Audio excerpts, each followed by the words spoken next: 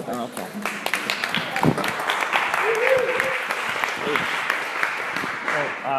I'm not going to speak for an hour. I'm just going to speak briefly and just tell you real quick what's 5 minutes here.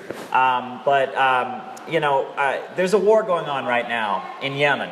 And we don't hear anything about it. If you turn on CNN, MSNBC, you can look at the TV for hours and you wouldn't hear anything about that war that's going on.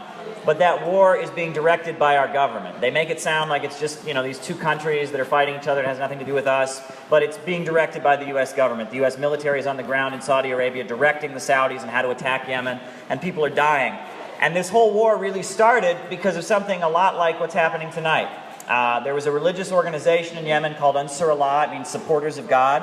It was a Shia Muslim Islamic organization, and it was feeding people, and it was taking care of people. And the government, which was supported by the U.S., was a U.S.-backed government supported by Saudi Arabia, was threatened by that, and so it cracked down on them. And the people of Yemen kind of rose up and have been fighting for democracy in their country. They want independence. And the response has been the Saudis attacking Yemen, bombing Yemen, and killing people. Over 5,000 people are dead. And, over 3 million people have fled the country. It's a horrific war that's going on. And they're doing it to keep Yemen poor, right? Yemen has one of the most vast untapped oil reserves in the entire world. And the Saudis are bombing Yemen right now because they don't want them to utilize that oil and start developing their economy. And it's a global trend that we're seeing where these big bankers, these super rich people, they don't make money from caring for people or giving people jobs. They make money from destroying things. And look at what they've done to this city. They're making money from destruction. I mean, that's a global trend. And I was on a ship, it was from Iran, and we were trying to get to Yemen. We had 2,500 tons of medical aid on the ship, and we were trying to get to Yemen. It was mostly doctors. And we were on the way to Yemen, and you know what? The Kingdom of Saudi Arabia bombed the port we were going to arrive at, the port of Hodeidah. They bombed it 8 times in a single day, and we were unable to arrive. And they blocked a humanitarian ship from coming.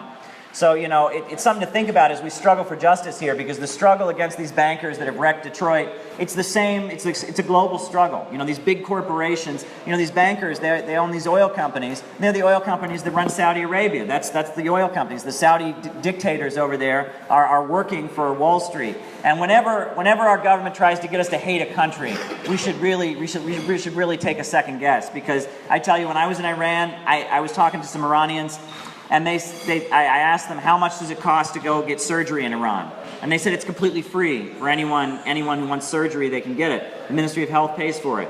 And they asked me, and I said to them, how much does it cost to go to college in Iran? And they said, well, it's absolutely free for anyone who passes the entrance exams. And how do they pay for this? Well, the oil in Iran doesn't belong to Wall Street bankers. It belongs to the Iranian people. They had a revolution, and they seized their oil resources. So that's all I want to say. I just wanted to end on that, and I want to really thank you. And this is a beautiful thing. And it's great people getting together and talking about struggling for justice and eating and coming together. As this system crashes and burns, we learn to take care of each other. Yeah.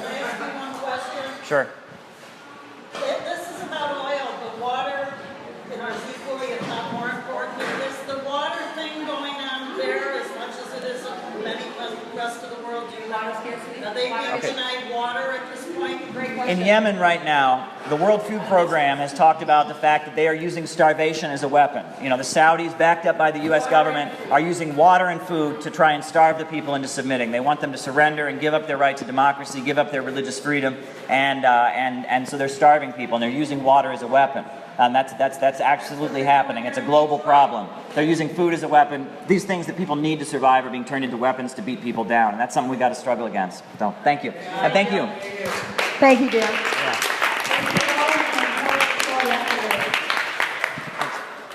Can everybody hear me okay here? Yeah. Yeah? Great. Okay.